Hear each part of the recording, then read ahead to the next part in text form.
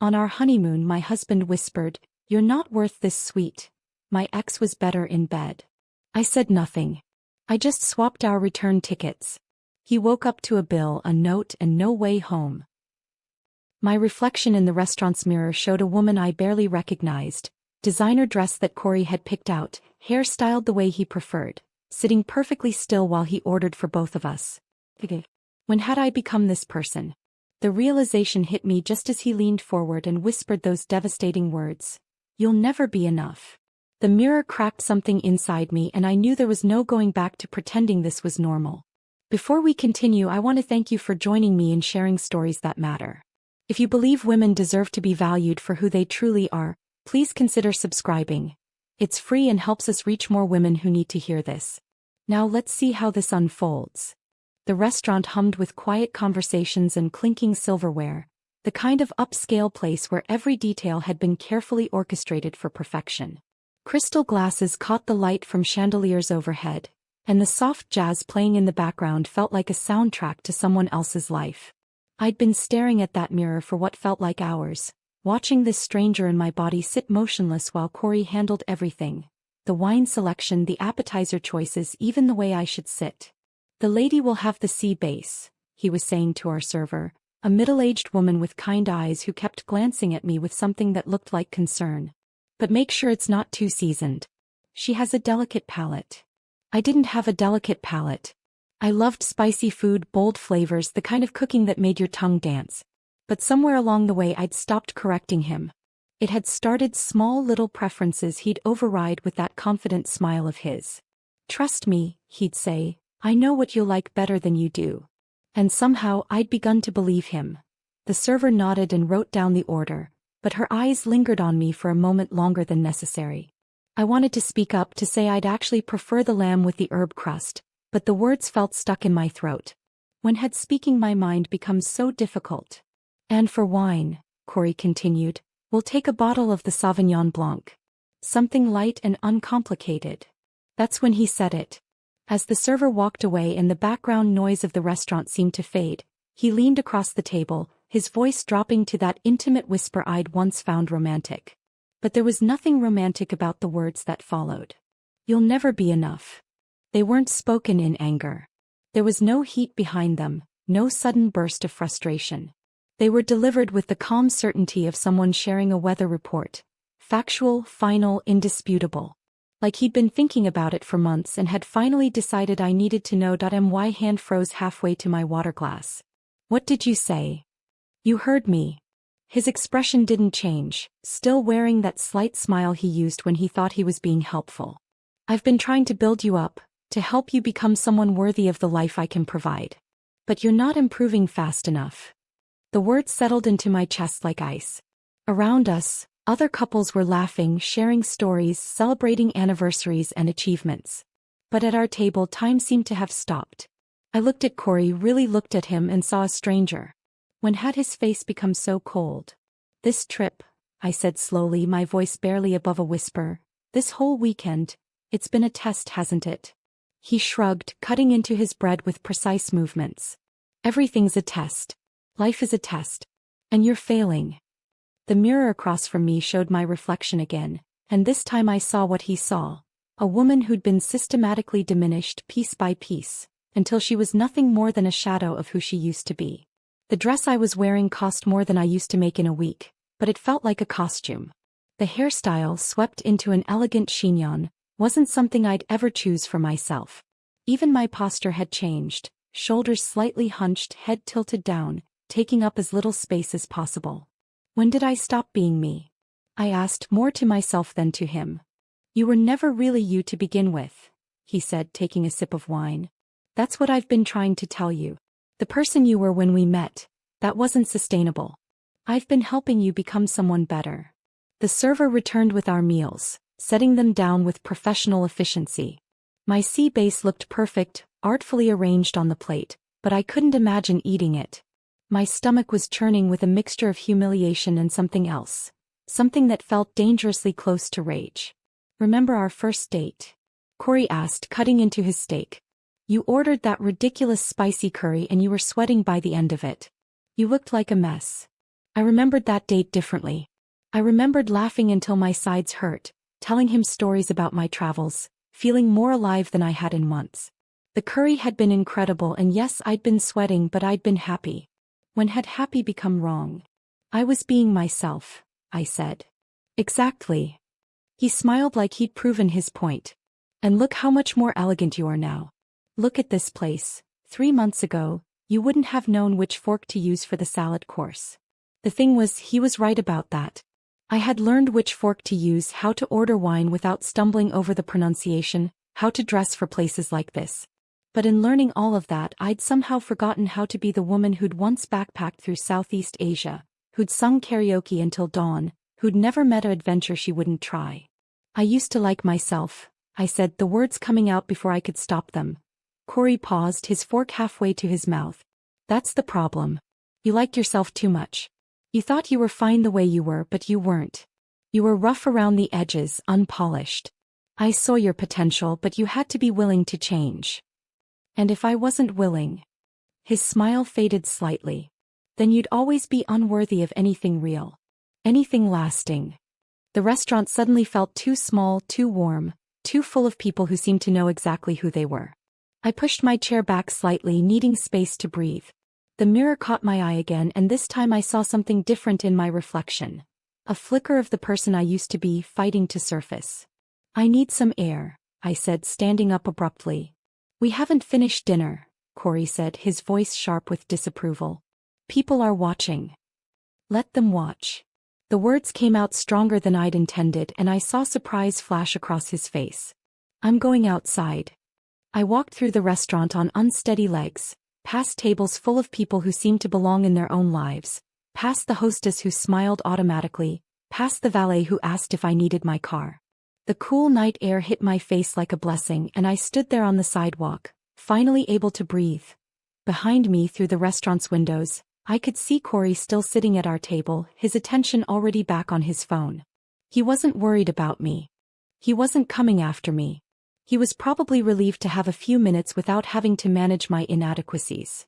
And in that moment, standing alone on a street corner in Napa Valley, wearing a dress that wasn't mine and a hairstyle that made me feel like a stranger, I finally understood what had been happening to me. It wasn't love. It wasn't even improvement. It was erasure, executed so slowly and carefully that I'd mistaken it for care. The mirror in the restaurant had shown me the truth, but standing here in the darkness, I could finally see something else. The possibility of finding my way back to who I used to be. The question was whether I was brave enough to take the first step. I walked back into the restaurant 20 minutes later, my face composed and my breathing steady. Corey barely looked up from his phone as I slid back into my seat, though I noticed he'd finished both his meal and mine in my absence. Feel better? He asked, not waiting for an answer before launching into a story about the photo he'd just posted. 37 likes already. The lighting in here is perfect for my complexion. I nodded and smiled, but something fundamental had shifted during those 20 minutes on the sidewalk. While he continued talking about engagement rates and hashtag strategies, I found myself studying him with new eyes. Not as a wife trying to please her husband, but as someone gathering intelligence. Back at the hotel, Corey immediately began his nightly ritual, photographing every angle of our suite, adjusting the lighting, capturing the perfect shot of the champagne bottle the hotel had left as a welcome gift. He moved through the room like a director setting up scenes, completely absorbed in creating his online narrative. This place is incredible, he said, snapping another photo. The marble bathroom alone probably costs more than most people's cars. Here, stand by the window. I want to get a shot of us together. I positioned myself where he directed, letting him arrange my hands, tilt my chin, adjust my smile. But while he focused on his phone screen, I was memorizing something else entirely. The hotel layout. The way the hallway curved toward the elevator bank. The emergency exit sign I'd noticed near the stairwell. The pattern of when housekeeping made their rounds. Perfect, he said, already editing the photo. This is going to get amazing engagement. While he worked on his post, I excused myself to the bathroom. Instead of freshening up, I stood quietly by the door listening. His habits were so predictable. Post photo, read comments, respond to the ones from people he considered important, ignore the rest. The process took exactly 14 minutes every time. I used those 14 minutes to think. To plan. To remember who I used to be before I became an accessory to his life. The next morning while Corey slept in, I told him I wanted to explore the hotel spa. He waved me away dismissively, already reaching for his phone to check overnight notifications. Whatever. Just don't book anything expensive without asking me first. I didn't go to the spa. Instead, I walked through every floor of the hotel, timing the elevator delays, noting which staff members worked the early shift, observing the patterns of daily operations. The concierge, Maria, greeted guests with genuine warmth but kept detailed notes about their preferences. The housekeeping supervisor, James, moved through the halls with military precision, checking each room off his list with careful attention. Most importantly, I discovered that the hotel kept detailed records of every guest, every room, every service request, including the fact that rooms could be booked under different names as long as you had valid identification. When I returned to our suite, Corey was in the shower, singing off-key while he used the expensive hotel toiletries. I could hear him through the bathroom door, completely oblivious to anything beyond his own reflection in the mirror. I pulled out my phone and switched to private browsing mode. My fingers moved quickly across the screen, booking a room on the 3rd floor under Sarah Mitchell. My maiden name, the name I'd carried for 28 years before I'd given it up for his. The reservation confirmation came through immediately, and I saved the details to a secure folder. "Babe, can you grab my black shirt from the closet?" Corey called from the bathroom. "The one with the designer label visible?" Of course, I called back, but I was already slipping the new keycard into my wallet, behind my old library card that still bore my maiden name. Over the next 2 days, I perfected the art of being invisible in plain sight. Corey never noticed when I excused myself to check on my backup room, or when I started carrying a small overnight bag disguised as a purse. His attention was always focused on himself. The mirror, his phone screen, the next perfect selfie opportunity. I watched him interact with the hotel staff, and what I saw made my stomach turn. He snapped his fingers at the housekeeping staff, never saying please or thank you. He complained loudly about the temperature of his coffee, the thread count of the sheets, the speed of the Wi-Fi.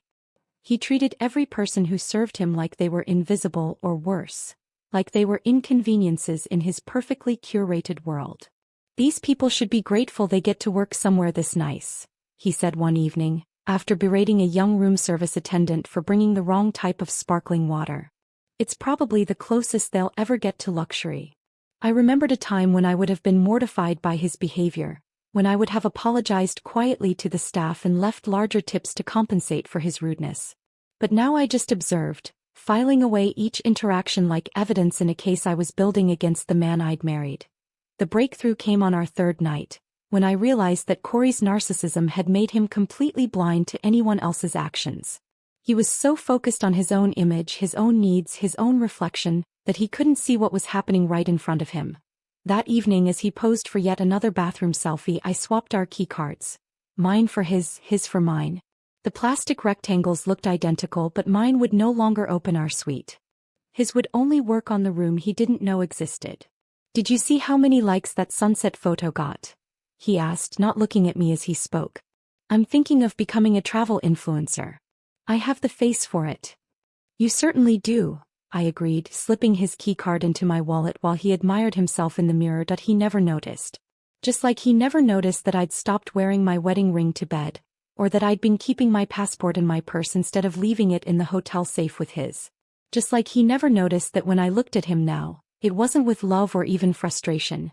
It was with the cool assessment of someone studying a problem that needed to be solved. On our final night, I lay beside him in the king-sized bed, listening to his breathing slow and deepen. His face in sleep looked peaceful, almost innocent, like the man I'd thought I was marrying 3 years ago. But I knew better now. I knew that when he woke up, he'd immediately reach for his phone to check his notifications. He'd spend the first 20 minutes of his day scrolling through comments from strangers, basking in digital validation while ignoring the real person lying next to him. I memorized the sound of his breathing, the way his face looked in the dim light from the city outside our window, the feeling of sharing a bed with someone who'd never really seen me as anything more than a supporting character in his story. But I wasn't memorizing these details with love or nostalgia. I was memorizing them with certainty. The kind that comes when you know something is truly over, when you've moved beyond hoping things will change to accepting that they never will. Tomorrow I would put my plan into action. Tonight, I would lie here and say goodbye to the woman who had tried so hard to be worthy of a man who would never see her worth. The silence in the room felt different now. Not empty but full of possibility. Full of the future I was about to reclaim. Dawn was still hours away when my eyes opened. No alarm, no sound from Corey. Just my body's internal clock marking the moment I'd been unconsciously preparing for. The digital display on the nightstand glowed 4:47 a.m. in soft blue numbers. Beside me, Corey's breathing remained deep and even. One arm flung carelessly across the space where I should have been sleeping. I slipped from the bed like a ghost, my bare feet silent on the plush carpet. Every movement was deliberate, calculated from the hours I'd spent mentally rehearsing this moment. The bathroom door closed with the softest click, and I allowed myself exactly 3 minutes to wash my face and brush my teeth with hands that were steadier than they had any right to be. In the closet, my fingers moved through the hanging clothes with surgical precision. The red dress Corey had bought for our anniversary, left hanging. The designer shoes he'd insisted matched my skin tone better, left in their box. The pearl necklace that had come with a lecture about appropriate jewelry for a woman of substance, left coiled in its velvet case. Instead, I pulled out the clothes I'd worn the day we met. Jeans that actually fit my body instead of the size Corey thought I should wear. A soft cotton sweater the color of autumn leaves that I'd bought myself for myself. Comfortable boots that could handle walking long distances. The person I used to be, hidden behind 3 years of careful Ration. My small overnight bag. The one Corey thought was just a larger purse, held everything that truly mattered. My own passport, my credit cards and my maiden name, the emergency cash I'd been quietly setting aside for months without even knowing why. A photo of my grandmother that had nothing to do with Corey's vision of our life together. The silver bracelet my sister had given me for my college graduation, the one I'd stopped wearing because Corey said it looked juvenile. From the nightstand drawer, I retrieved the folded piece of hotel stationery I'd prepared the evening before. The message was brief, written in my own handwriting rather than typed. Not your burden anymore. I placed it carefully on his side of the bed, where he'd see it when he reached for his phone, which would be approximately 6 minutes after he woke up. According to his unvarying routine, I didn't write an explanation. I didn't detail the years of small cruelties or catalog the ways he'd diminished me. Corey had never listened to my words when I was standing right in front of him. He certainly wouldn't hear them in a letter. The hotel hallway was empty at this hour, lit only by emergency lighting that cast long shadows on the ornate carpet. My keycard, his keycard technically, opened the door to my secret room on the 3rd floor. Inside, everything was exactly as I'd left it. Airline confirmation on the small desk, a different suitcase packed with clothes he'd never seen me wear, a new phone with a number he didn't know. But first there was something else I needed to handle. Yesterday morning's breakfast had provided the perfect opportunity. Corey had been utterly absorbed in charming Rebecca, the young hostess who'd been assigned to our table. He'd asked her about her background, her dreams, her plans, showing more genuine interest in a stranger than he'd shown in me for months. While he leaned forward with that practiced smile, gesturing expansively as he shared advice about making it in the hospitality industry, I'd quietly reached across the table for his passport. He'd placed it next to his phone when the hostess had asked to see his identification for the wine tasting reservation. Always good to have documentation, he'd said with that laugh that used to make me feel special but now just sounded hollow. The burgundy booklet had slipped into my purse as easily as breathing. Now, sitting in my secret hotel room, I opened his passport and studied the photo. Corey's confident smile looked back at me, the same expression he wore when he was explaining why my opinions were wrong or my preferences needed adjustment. For a moment I felt something that might have been guilt. Then I remembered his words from dinner, "You'll never be enough." The guilt evaporated. At 5:30 a.m. I made my way to the front desk. The night manager, David, was someone I'd spoken with during my reconnaissance walks through the hotel. He was a kind man in his 50s who actually listened when people talked, unlike the day staff who seemed to exist solely to facilitate Corey's demands. "Ms. Mitchell," he said, recognizing me immediately. "You're up early." "I need to make some changes to our booking," I said, sliding the paperwork across the marble counter. "Mr. Blackwell will no longer be part of the reservation. I'll need him removed from all hotel services, including the airport transfer scheduled for this afternoon." David's fingers moved efficiently across his keyboard. "Of course. Should I prepare a separate invoice for Mr. Blackwell's incidental charges? That won't be necessary. I'm covering all expenses through checkout. It took less than 5 minutes to erase Corey from the hotel's systems. In their computers, he no longer existed as part of my reservation, my life, my future. The efficiency of it was almost startling. How quickly someone could be deleted from the official record of your existence. Will you need assistance with luggage? David asked. Just a taxi to the airport at 6:15. Already arranged. Is there anything else I can help you with, Ms. Mitchell? The question hung in the air for a moment. Was there anything else? 3 years of marriage, countless compromises, endless attempts to become the woman Corey wanted me to be. And it all came down to a few keystrokes and a taxi reservation. No, I said. I think that covers everything. By 6 a.m. I was standing in the hotel's service area, having taken the staff elevator that bypassed the main lobby entirely. Through the windows I could see the taxi waiting in the service drive, its engine running in the cool morning air. My suitcase felt impossibly light in my hand. Strange how little space your real life actually required when you stripped away everything that didn't belong to you. The service door opened with a soft pneumatic hiss, and I stepped into the morning air. Somewhere above me, his sweet Corey was probably still sleeping peacefully, completely unaware that his world had just shifted on its axis. My body was trembling now, small shudders that started in my hands and worked their way through my chest. But my mind remained crystalline, focused on the next step and the one after that. The trembling wasn't fear, it was anticipation. The physical reaction of someone who'd been holding her breath for 3 years and was finally ready to exhale. I climbed into the taxi without looking back at the hotel. Not because I was strong, not because I was brave, but because I was finished. Done with being a supporting character in someone else's story. Done with trying to earn worth from someone who would never see it. The driver pulled away from the hotel and I watched Napa Valley scroll past the windows. Vineyards still dark in the pre-dawn light, hills rolling toward a horizon that suddenly felt infinite with possibility. The airport was a blur of movement and purpose. Travelers rushing toward departures, families reuniting at arrivals, the constant hum of announcements echoing through the terminal. I sat in the departure lounge, nursing a coffee that tasted like freedom, when my phone buzzed with an unknown number. San Francisco area code. The hotel that I let it ring. 2 minutes later, it buzzed again. Same number. Then again. I could picture the scene unfolding back at the hotel, and despite everything, a small smile tugged at the corner of my mouth. I turned off my phone and slipped it into my bag. Whatever chaos was erupting in Napa Valley was no longer my problem. But curiosity is a powerful thing, and 3 hours later, during my layover in Denver, I found myself logging into the hotel's guest services portal. The system still recognized my credentials. Sarah Mitchell, guest services account, access granted. The activity log told the story better than any novel. 7:23 a.m.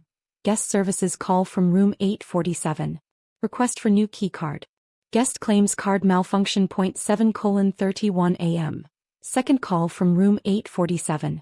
Guest reporting that electronics in room appear to be malfunctioning. Request for technical support. 7:45 a.m. Security called to room 847. Noise complaint from neighboring guests regarding loud voices and door slamming. I could imagine Corey's growing frustration as he discovered that his keycard no longer worked for the room he thought was his. The gradual realization that something was very wrong. The moment he would have found my note, those 4 words that said everything and nothing, not your burden anymore. 8:12 a.m. Front desk call from guest in room 847. Requesting immediate transfer to guest services management regarding billing discrepancies. 8:18 a.m.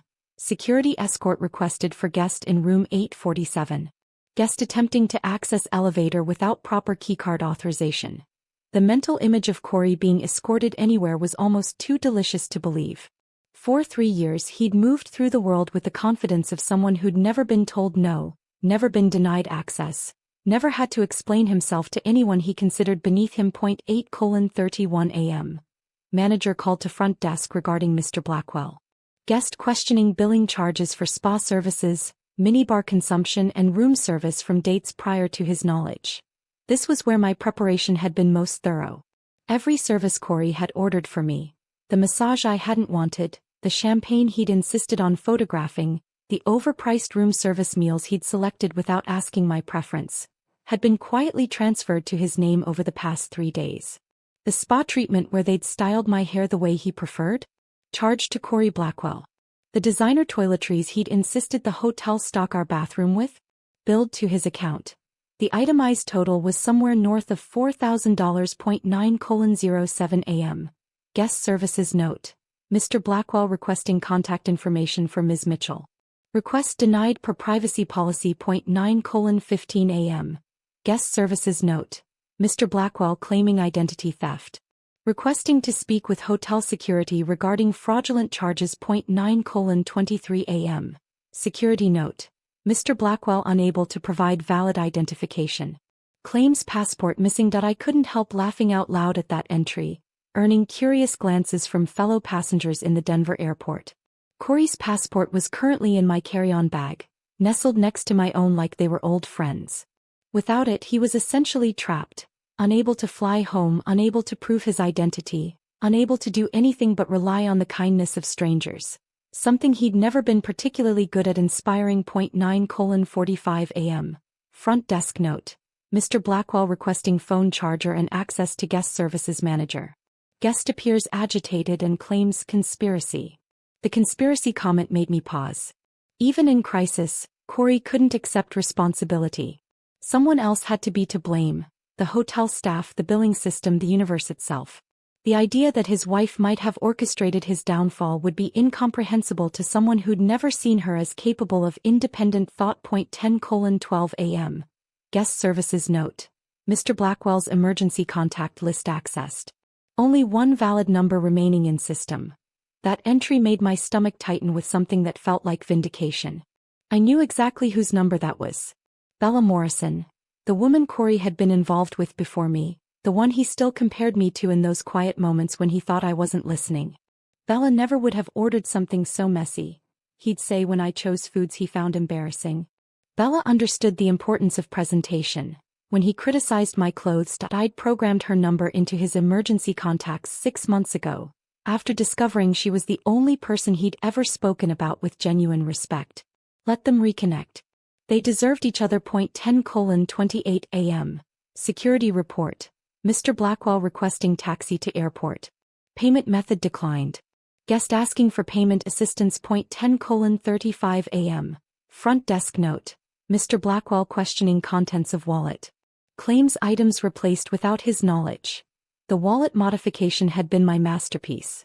While Corey slept his last night in our shared bed, I'd carefully removed his credit cards, his driver's license, his insurance cards, everything that gave him power and identity in the world. In their place, I'd left exact change for a local bus ride and a bright yellow business card I'd picked up from a law office in town. Divorce attorneys Silva and Partners, it read in bold letters. Specializing in high-conflict separations. First consultation 50% off. Was it petty? Absolutely. Was it also the most honest piece of information Corey would receive that day? Without question. 11:02 a.m. Manager report. Mr. Blackwell escorted to lobby.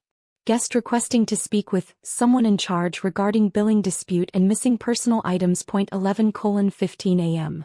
Lobby security note. Mr. Blackwell approached front desk in pajamas and hotel slippers.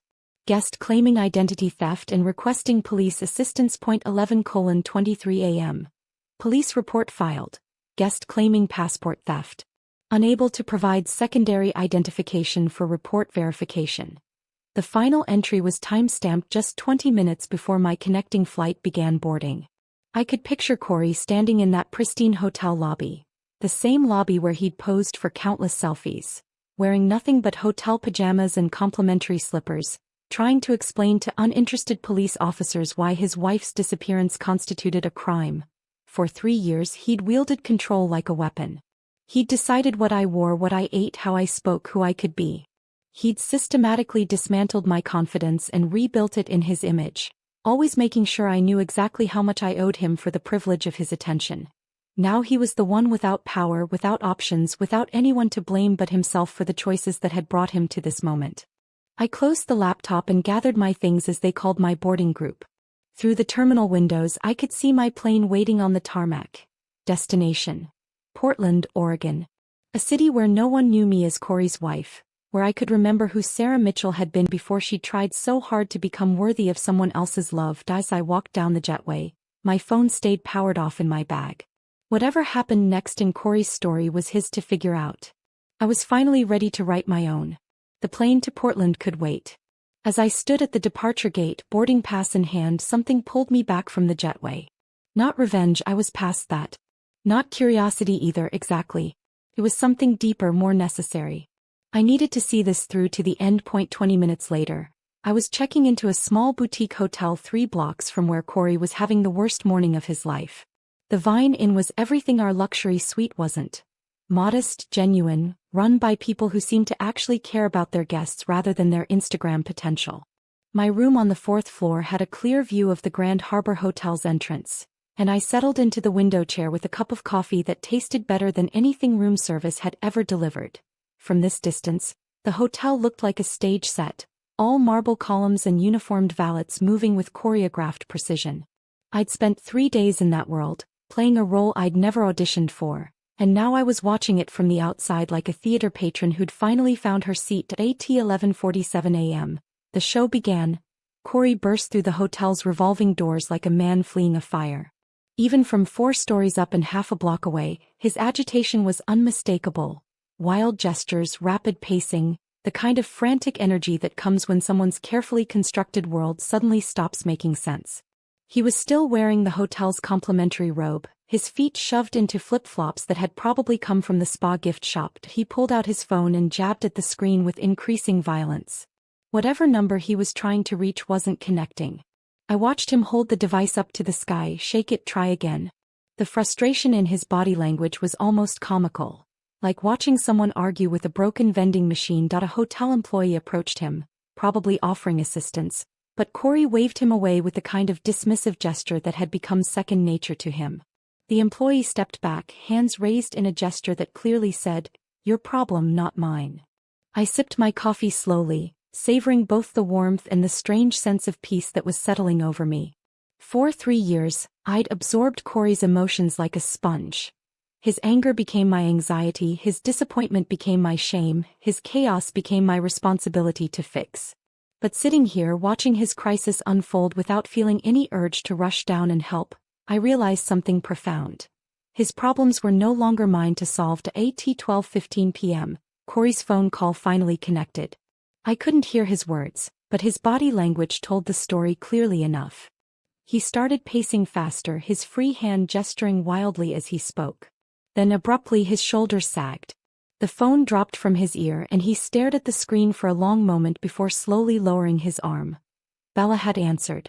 And from the look of defeat that washed over his face, the conversation hadn't gone the way he'd hoped. I found myself thinking about Bella Morrison for the first time in months without the sharp pang of jealousy that used to accompany her name. She was the woman Corey held up as his standard of perfection. Elegant, sophisticated, never embarrassing him with spicy food orders or loud laughter. But she was also the woman who'd left him. Whatever pedestal he'd built for her in his mind, she'd apparently had the wisdom to step down from it long before I'd figured out how. Maybe she'd hung up on him. Maybe she'd laughed at his predicament. Maybe she'd simply told him what I should have said years ago. Your crisis isn't my responsibility. Either way, watching his shoulders slump as he ended that call felt like witnessing the collapse of an illusion I'd been living under for too long. At 12:30 p.m., 2 figures emerged from the hotel security and a local police officer. They moved with the purposeful stride of people who'd dealt with difficult guests before, and Corey's posture shifted again as they approached. The confident stance he'd worn like armor for as long as I'd known him seemed to crumble in real time. I watched him try to explain his situation. Hands gesturing toward the hotel, then to his phone, then to his empty wallet. The officer took notes with the patient expression of someone who'd heard every possible excuse for why someone couldn't provide proper identification.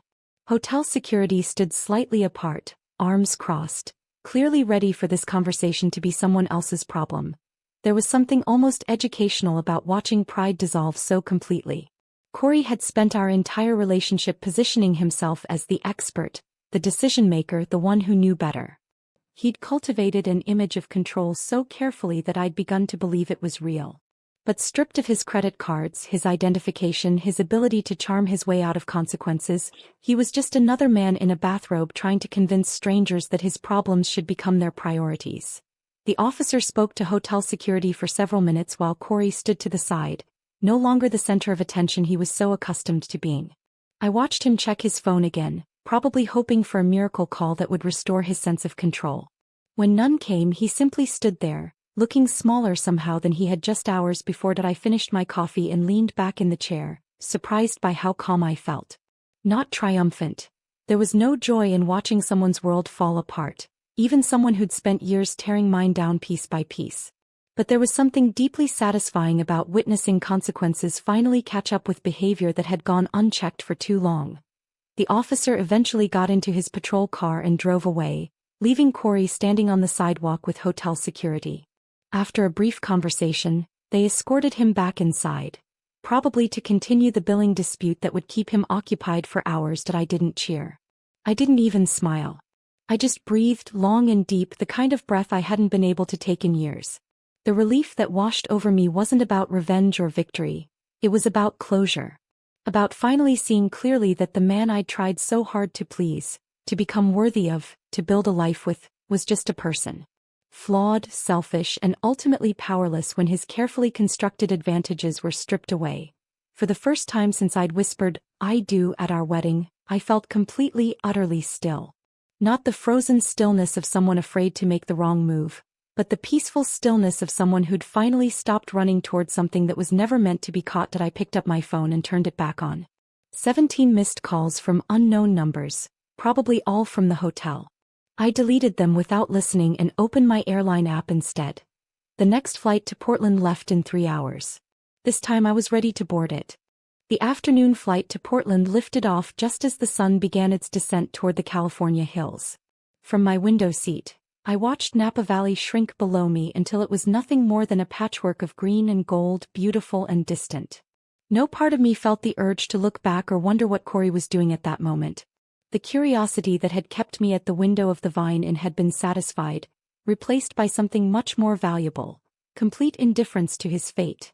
The woman sitting next to me was reading a romance novel, the kind with a shirtless man on the cover that Corey would have rolled his eyes at. Mindless garbage, he'd called them whenever he caught me browsing the romance section at bookstores.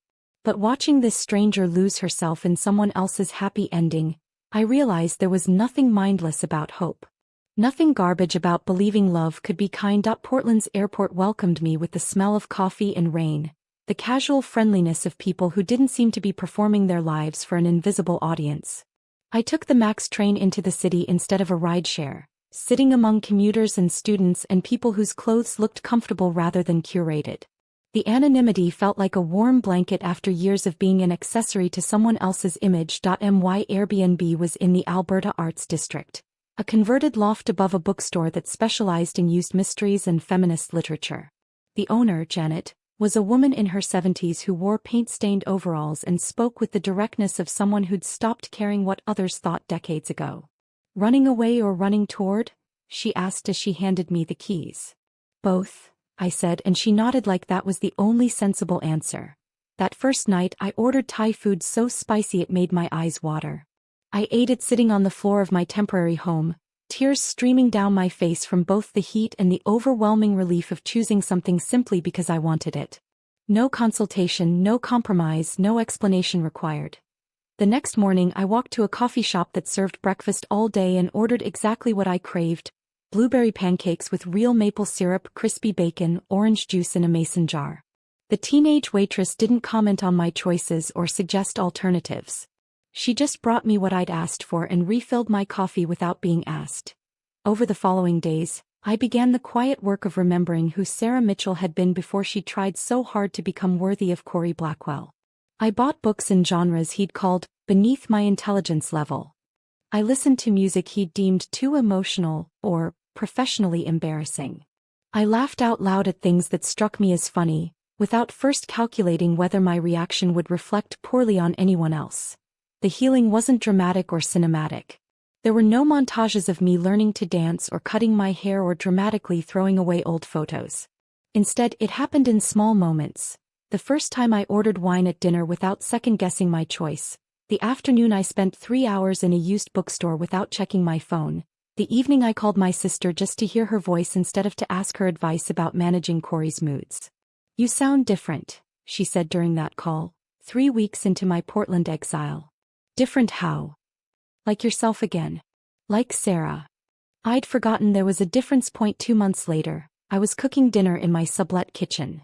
Nothing fancy, just pasta with vegetables I'd chosen at the farmer's market, when my phone buzzed with a text from an unknown number. But I recognized the tone immediately. "Why did you do it?" 5 words that somehow managed to contain all of Corey's bewilderment, his inability to comprehend that someone he deemed unworthy might choose to walk away from the privilege of his attention. I stared at the message for a long time, my fingers hovering over the keyboard as different responses formed and dissolved in my mind. I could have written a detailed explanation of every moment that had led to my decision. I could have catalogued the years of small cruelties and systematic diminishment.